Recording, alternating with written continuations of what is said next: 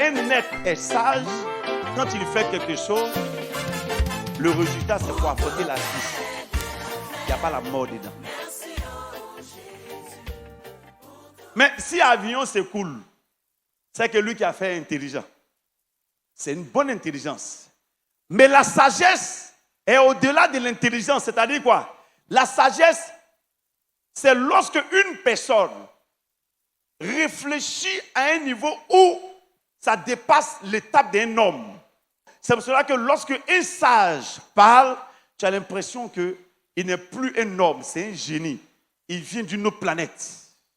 Celui qui a la sagesse venant de Dieu, malgré tout ce qui se passe, il sait qu'il réussira au nom de Jésus.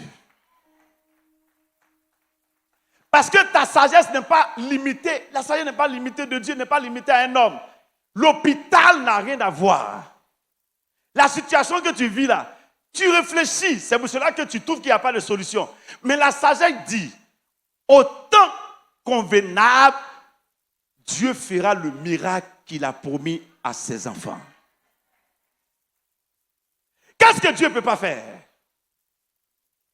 Dis-moi, qu'est-ce qu'il ne peut pas opérer dans ta vie? Tout ce que tu feras, qui va t'amener en arrière, c'est que tu n'es pas sage. On va prendre le premier passage, Jacques 1, le verset 5. Jacques, chapitre 1, le verset 5. Ensemble, lisons la parole de Dieu. Si quelqu'un d'entre vous manque de sagesse, qu'il la demande à Dieu, qui donne à tous simplement et sans reproche. Merci. Voici l'une des choses que Dieu demande que tout le monde doit avoir dans sa vie. Dans tout, vous avez besoin d'être sage.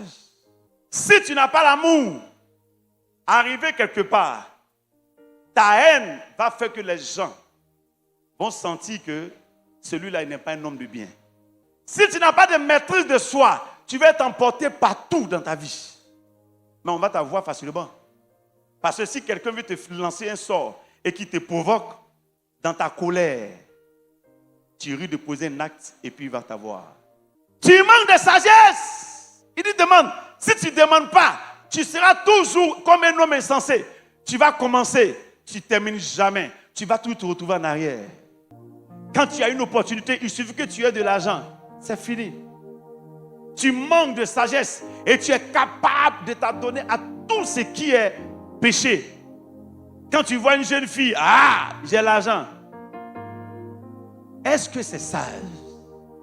Quand il suffit que tu sois dans les conditions et que tu aies un pouvoir. Oh, tout m'est permis. Mais est-ce que c'est sage? David a vu qu'il manquait de sagesse. Alors il a décidé de faire la prière à Dieu. Fais pénétrer la sagesse au-dedans de moi. Si vous n'avez pas la sagesse en vous, il y a beaucoup de dégâts. Proverbe 2:6. Car l'Éternel donne la sagesse. Car l'Éternel donne la sagesse. Merci. Une fois que tu donnes ton nom, on sait ton travail. On connaît tout sur toi. Même ta voiture. Là où ton compte bancaire, les gens peuvent faire sortir tout en un clin d'œil pour te donner. Waouh, le monde a évolué. Mais et nous, les enfants de Dieu, et nous, les chrétiens, on va toujours rester à prier tous les jours. Wow.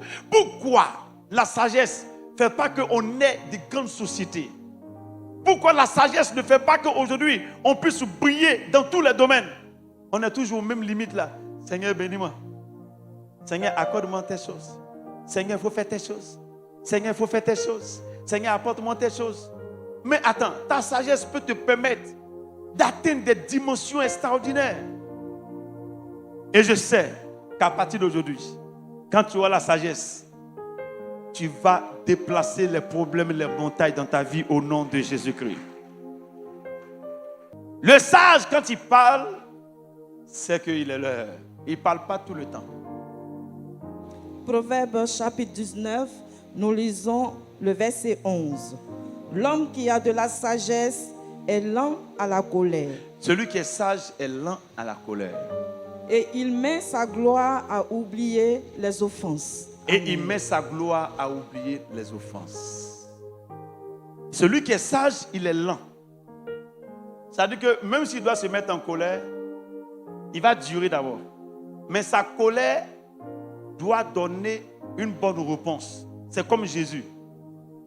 Quand on a regardé, la première colère que le Seigneur a manifestée, c'est lorsque les gens vendaient des pigeons dans la maison de Dieu. Il dit, il est parti, il a renversé tout. Il dit, il est écrit, ma maison sera appelée une maison de prière. Il s'est mis en colère pour la cause de la prière. Si un enfant ne veut pas prier, toi le père, arrive, mets-toi dans une colère. Tu sais pourquoi?